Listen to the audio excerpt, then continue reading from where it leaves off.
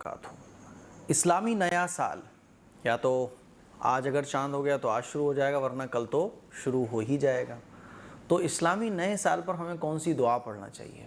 دیکھو، سورج بھی اللہ کا بنایا ہوا ہے، چاند بھی اللہ کا بنایا ہوا ہے۔ جب انگریزی نیا سال ہو تب بھی ہم اللہ سے دعا کریں، ہے نا؟ دو موقع ہیں نا ہمارے پاس، ہم لوگ دو تاریخوں سے اپنی لائف گزارتے ہیں، چاند کی تاریخ سے بھی اور انگریزی تاریخ سے بھی۔ تو جب انگریزی نیا سال شروع ہو تب بھی اللہ سے دعا کرو، اور جب اسلامی نیا سال ہو تب بھی اللہ سے دعا کرو۔ لیکن افسوس کی بات ہے کہ آج مسلمانوں کی ایک بڑی تعداد اسلامی نیا سال کب شروع ہوگا یہ معلوم ہی نہیں ہے۔ اسلامی نئے سال میں کون سی ہجری شروع ہوگی اب پتہ ہی نہیں ہے نا؟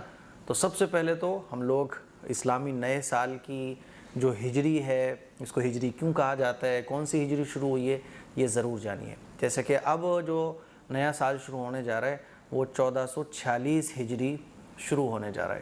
تو اس موقع پر ہمیں ایک دعا حدیث سے ملتی ہے، وہ دعا ہم لوگ پڑھ سکتے ہیں۔ اللہ کے نبی صلی اللہ علیہ وسلم کی ایک حدیث ہے، ایک صحابی فرماتے ہیں کہ حضور علیہ الصلوۃ والسلام کے جو صحابہ تھے وہ یہ دعا ایک دوسرے کو سکھاتے تھے، ہے نا؟ ظاہر سی بات ہے، صحابہ ایک دوسرے کو جو دعا سکھا رہے ہیں تو انہوں نے حضور سے ہی دعا سیکھی ہوگی۔ جب بھی کوئی نیا سال آئے، جب بھی کوئی نیا مہینہ آئے تو صحابہ اس دعا کو پڑھا کرتے تھے۔ وہ دعا کون سی ہے اسکرین پر آپ لوگ دیکھ سکتے ہیں۔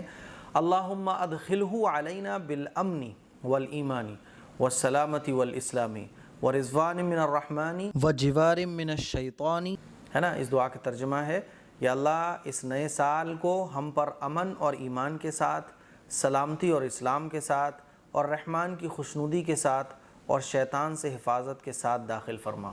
یہ اس دعا کا ترجمہ ہے، ٹھیک ہے؟ تو جب نیا سال شروع ہونے جا رہا ہے تو اس دعا کو میرے ساتھ پڑھ لیجئے آپ، اور اللہ سے دعا کیجئے کہ اللہ اب یہ جو نیا سال مجھے ملا ہے، کیونکہ یہ سانسوں کا ملنا جو ہے نا اللہ کی بہت بڑی نعمت ہے۔ یہ دنوں کا ملنا، یہ رات کا آنا، دن کا آنا، یہ اللہ کی بہت بڑی نعمت ہے۔ اس کی ابھی اس کی ہمیں قدر و قیمت معلوم نہیں ہے۔